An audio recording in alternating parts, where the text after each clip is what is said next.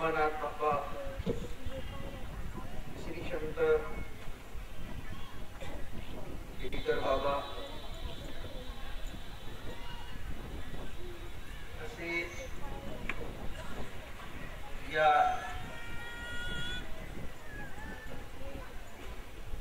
45व्या संत संमेलना निमित्त फार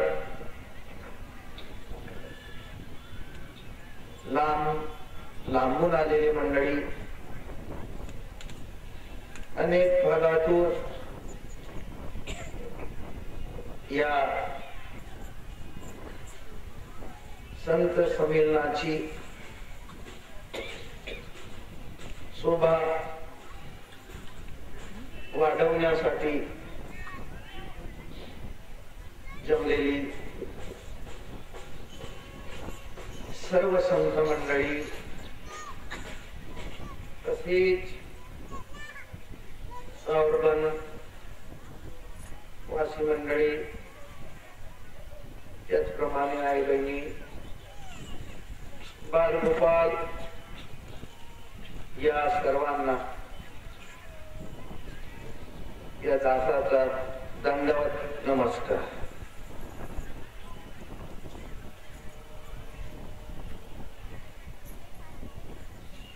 आजचे हे संत संमेलन या संमेलनाची सुरुवात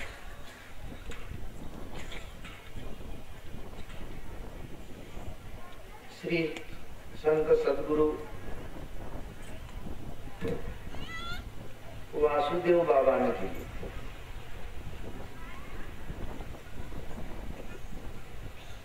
काय समजून केली?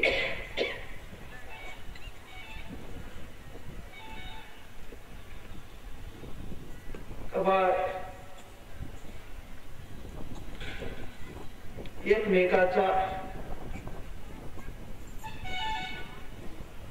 परिचय व्हावा,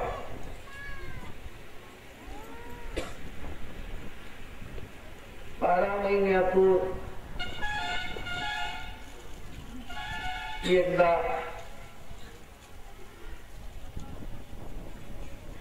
आपल्या देवाची चर्चा व्हावी.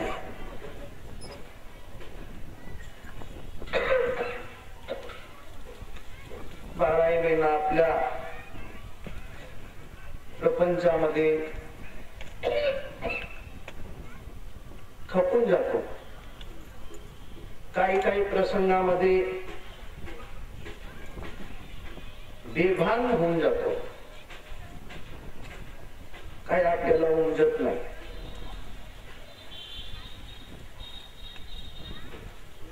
अशा या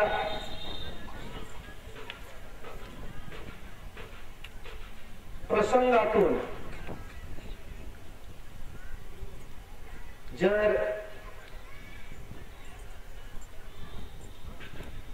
एका ठिकाणी जर आलो तर कदाचित हा आपला प्रपंचाचा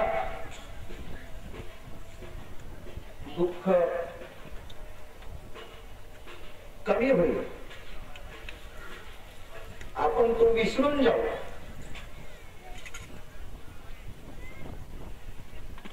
जाऊ देवाची या गावा, जाऊ देवाची या गावा, देव देईल विसावा.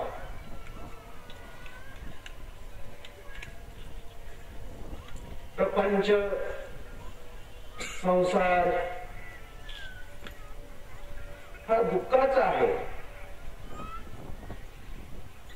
कधी कधी मनुष्य चालता चालता पाय फिसकून पळून जातो. अशी आपल्यामध्ये परिस्थिती निर्माण होते. काही उमजत नाही.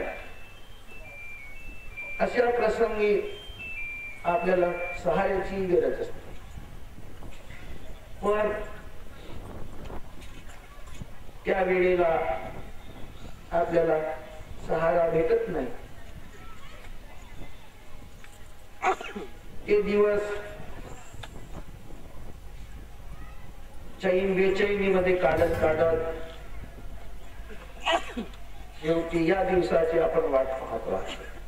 चला बा, आपण 12 महिन्यातून गेलो, 12 महिन्यातून गेलो पाहिजे. अशी जेव्हा हा कार्यक्रम येते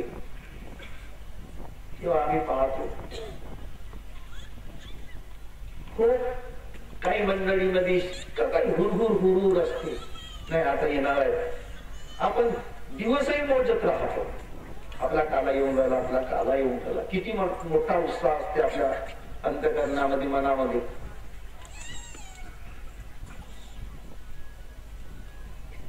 काय करावं काय नाही असं जेव्हा आम्ही फिरतो तेव्हा तुमच्यातील तो उत्साह, आनंद पाहून आम्हालाही आनंद वाटतो. असं हा कार्य असल्यामुळे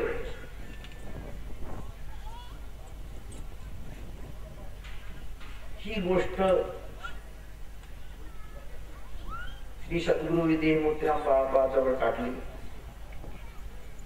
वासुदेव महाराज बाबाजी मी म्हणतात ती गोष्ट चांगली आहे, ठीक आहे.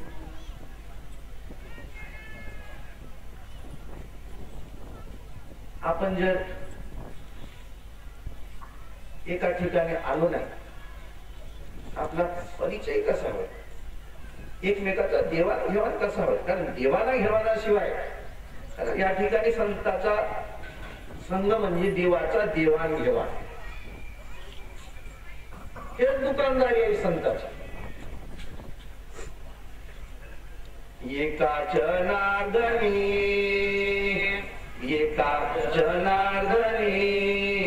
मांडिले दुकान, एका जनार्दनी मांडिले दुकान. देतो मोलावीन सर्व वस्तू, देतो मोलावीन सर्व वस्तू. मोल न घेता, त्याचा मोबदला न घेता देतो मोलावीन सर्व वस्तू. संताची दुकानदारी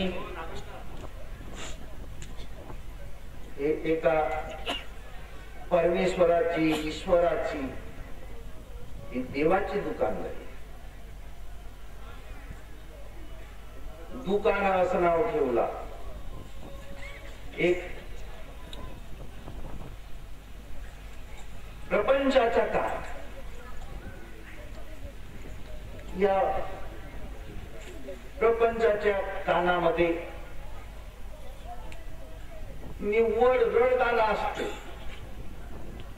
हा झाला, तो झाला, तसा झाला, तसा झाला, दुकान नाही चालत, अमुक नाही चालत, अमुक नाही चालत, शेती नाही पिकली, पोरगा नाही शिकत, पोरगा मारते. म्हणजे कितीतरी त्याला दुःख तयार होता. ते सांगताच येत नाही. अगणित अनंत. हा झाला प्रपंचाचा. आणि या प्रपंचाच्या कानाने त्याचा कान बुजून गेला, तो बैरा झाला. त्याला ऐकूच येत नाही. कितीही सांगा, कितीही सांगा, कधी कधी ह्या गोष्टी पटतच नाही.